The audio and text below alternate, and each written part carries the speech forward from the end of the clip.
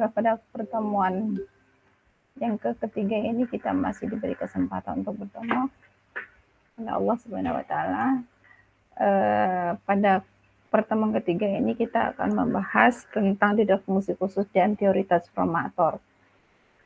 Di mana pada pertemuan ketiga ini sebenarnya lanjutan sih ya dari pertemuan yang kedua, kita membahas tentang teori dioda. Sedikit mereview yang kemarin, kita bahas tentang dioda itu terdiri dari dua lempengan ya, lempengan yang sifatnya tipe positif dan tipe negatif ya. Kemarin kita bahas itu di mana dioda ini bisa di forward dan di reverse. Kapan dikatakan di reverse ya? Kapan dikatakan di forward ya? Nah, kemarin kita udah bahas ya. Nah, ini kita sebenarnya lanjutan sih sebenarnya ya. Kita membahas buat apa sih sebenarnya dioda itu. Nah, kalau kemarin kita bahas tentang sedikit teorinya, sekarang kita bahas tentang macam-macam dioda itu sendiri ya. Fungsinya buat apa sih sebenarnya? Nah, gitu. Oke, di sini kita bahas yang pertama dioda Zener ya, di mana dapat kita lihat bahwa dioda Zener bisa ditampilkan di slide ini adalah sebuah dioda yang berbentuk kaca ya. Dia sangat kecil sekali dan biasanya kalau dilihat dari bentuk listriknya itu di sini ada tulisannya ya, berapa volt yang harusnya bisa dilewati di sini ya. Nah, ini adalah dioda Zener. Dioda Zener ini adalah sebuah komponen aktif yang sering rusak ya.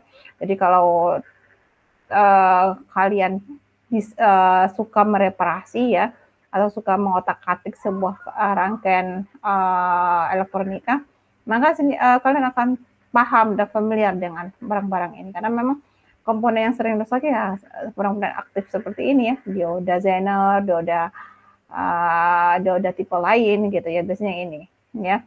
Kemudian ada transistor ya, nah yang sering rusak. Kemudian di sini, dioda Zener merupakan jenis dioda yang berbeda dengan dioda jenis lain yang dibuat oleh pabrik. Oleh karena itu, bekerjanya lebih baik di daerah breakdown. Ya. Daerah breakdown itu adalah daerah ketika dia bekerja di bawah reverse bias ya. Jadi ketika daerah kerjanya sudah melewati ambang batas tegangan, maka dia akan mulai bekerja. Tapi ketika belum, dia belum bisa mengantarkan arus listrik ya. Contohnya kemarin kita membahas tentang dioda silikon. Nah, dioda silikon itu kan dia bisa mengantarkan arus ketika 0,7.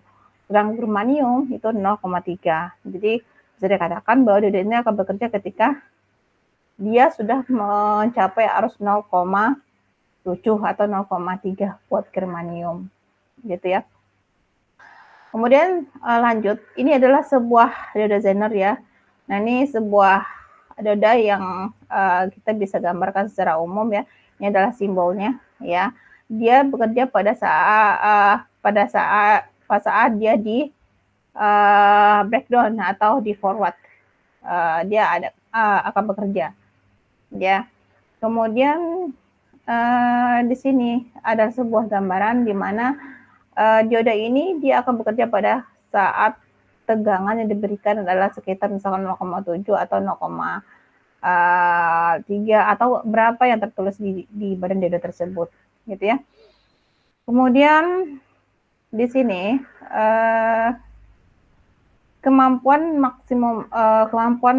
batas kemampuan maksimum ya, ini adalah sebuah rumus umum ya, di mana PZ sama VZ dikali IZ ya. PZ ini adalah daya, VZ adalah tegangan Zener, dan I adalah arus Zener ya. Kemudian ya tinggal kita balik ketika ditanya I ya, tentu kita bisa dapatkan rumusnya, PZ dibagi dengan VZ gitu ya.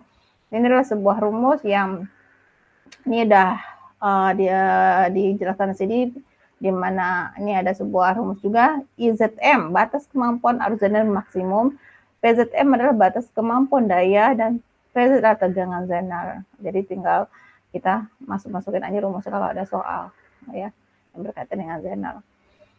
Kemudian bila dioda Zener sedang beroperasi di daerah breakdown, kenaikan arus akan menghasilkan sedikit kenaikan tegangan. Hal ini berarti bahwa dioda Zener mempunyai resistansi AC yang kecil. Benar ya. Kemudian pengaturan tegangan atau photoregulation, dioda zener kadang-kadang disebut dengan dioda pengatur tegangan, sebab dioda ini mempertahankan tegangan keluaran yang tetap meskipun harusnya melaluinya berubah. Nah, kemudian di sini untuk operasi yang biasa dioda harus diberi prategangan balik, ya. Benar ya, untuk menghasilkan keadaan breakdown, tegangan sumber VS harus lebih besar dari tegangan breakdown zener. Benar ya, VS ini adalah tegangan sumber ya, tegangan sumber misalkan 12 volt ya, tegangan zenernya harus di bawah tegangan sumber, misalkan 9, 5 ya, atau seterusnya. Pokoknya lebih kecil dari tegangan sumber. Kemudian tahanan seri RS selalu digunakan untuk membatasi arus zener agar tidak melebihi batas kemampuan arusnya. Jika tidak, dioda zener akan terbakar seperti alat lain yang mengalami kelebihan pencampuran daya atau power dissipation. Ini benar ya. Jadi sebenarnya kalau kita perhatikan bahwa dioda zener ini dia bekerja ketika dia di bawah daerah breakdown, ya. Jadi kalau kelebihan arus maka dia akan kebakar ya, bahkan diodanya akan rusak. Jadi makanya terjadinya perputaran arus ya terjadi di komponen aktif seperti yang saya jelaskan tadi, gitu ya. Kemudian di sini ada yang namanya sebuah ingat ya, simbol zener itu dia kayak zigzag ya sebenarnya nih, kita lihat tampilkan di layar, saya tampilkan di layar, ini sebuah simbolnya. Ini adalah sebuah RS. RS adalah tahanan sumber, misalkan ini tegangan sumber. Nah, ini sebuah tegangan melintas tambahan seri sama dengan perbedaan dari tegangan sumber dan tegangan zener. Misalkan VC tegangan sumber harus lebih kecil dari tegangan zener. Jadi arus yang melalui tahanan adalah IS sama dengan ya VS dikurangi VZ dibagi dengan RS ya. Jadi kita kurangin dulu tuh. Tegangan sumber harus dikurangin dengan tegangan zener, kemudian baru kita bagi dengan tahanan sumber. Ya, ini ya. Nah, kemudian di sini ini adalah tipe-tipe lain dari dioda. Misalkan dioda ini kita lihat ada banyak jenisnya ya. Ini yang sering kita jumpai di remote, misalkan ya. Ini yang sering kita gunakan ya, yang ini yang sering kita jumpai di pan-pan LED pengumuman itu ya, di jalan-jalan raya gitu ya, rata-rata menggunakan LED yang besar ini ya. Kemudian ini yang nah ini LED terbuat dari unsur-unsur yang kemarin ya, light emitting diode. Dia merupakan sebuah dioda juga sebenarnya, tapi dia bisa memancarkan cahaya ya, cahayanya bisa berupa merah, hijau, kuning, biru, jingga dan atau inframerah ya. Kemudian nih LED inframerah pemakaiannya dijumpai dalam sistem alarm, remote control dan sebagainya. Banyak sekali ya penerapan LED ya. Ini salah satu komponen aktif juga penerapan 7 segment misalkan. Nah, ini adalah sebuah 7 segment ya. Ini adalah sebuah LED ya. Ini 7 segment banyak yang kalian jumpai mungkin di aplikasi-aplikasi ini ya, tampilan secara umum ya. Mungkin kalau yang ini mah sangat jadul sekali ya, tapi kalau sekarang itu udah halus banget tampilannya kayak gitu ya. Nah, ini seri dia terdiri dari LED juga, A, B, C, D, E, F, G misalkan.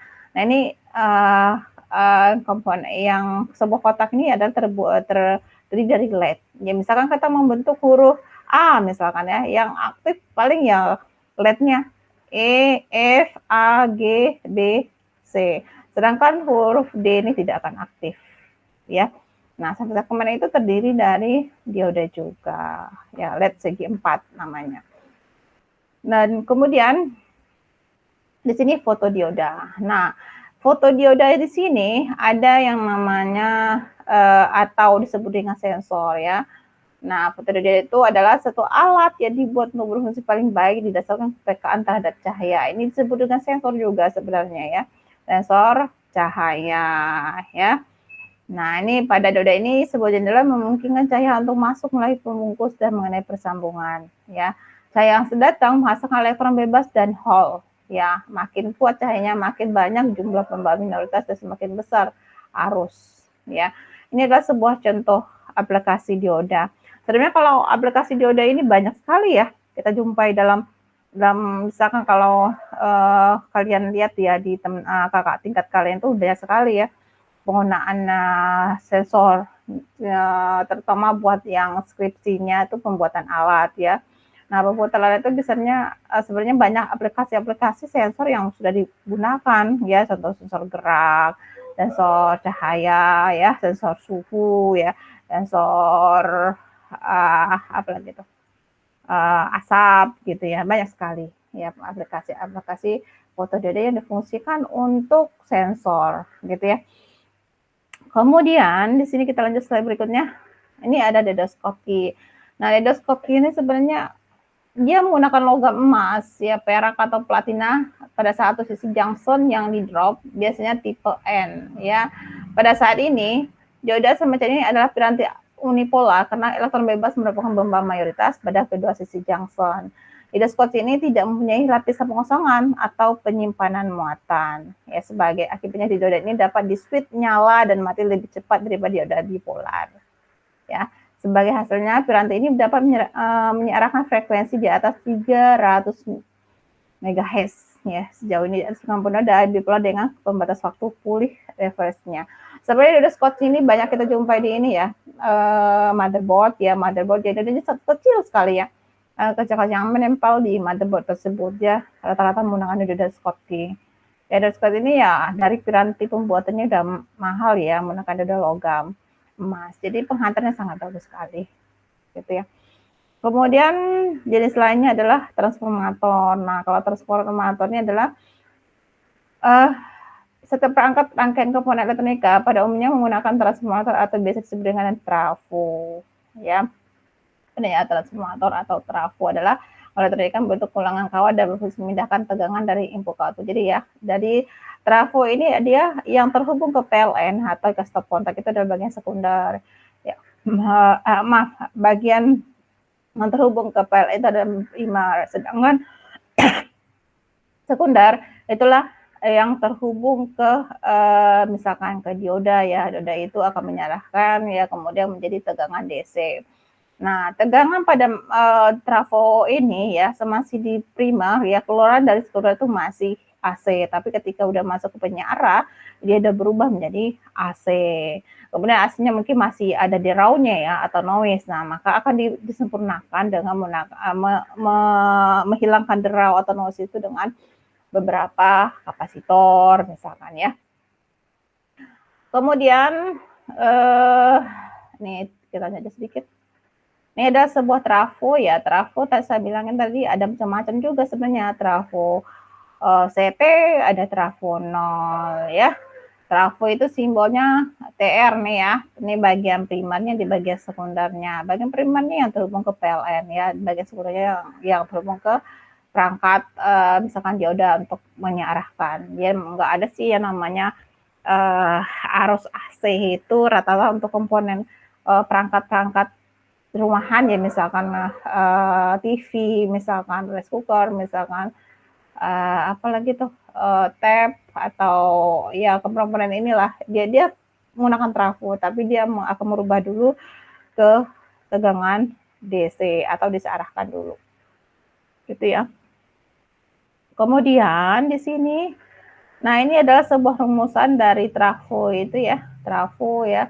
Trafo itu lilitan primer, lilitan sekunder, tegangan primer, tegangan sekunder. Nah, itu tinggal kita bolak-balik aja rumusnya sebenarnya. Oke, sampai di sini mungkin tugas kita perkuliahan pada pertemuan yang ketiga ini mungkin soalnya ini tidak terlalu ini banget ya, mungkin nanti kalian bisa menjawabnya ya, kemudian nanti bisa kalian kirimkan melalui email ya atau upload di Sepada juga nggak apa-apa nanti ya, ini sebuah latihan aja buat kita. Oke, serasa cukup ya untuk pertemuan ketiga ini ya. Saya akhiri ya, kalau ada pertanyaan mungkin di pertemuan berikutnya kita akan secara bertatap muka langsung ya Dan sekarang kebetulan saya bikinnya video pembelajaran dulu ya, untuk pertemuan berikutnya mungkin kita ketemu secara online juga ya. Kalau ada pertanyaan silakan monggo mulai dari WA atau email. Rasa cukup di pertemuan ini ya. Saya cukupkan. Assalamualaikum warahmatullahi wabarakatuh.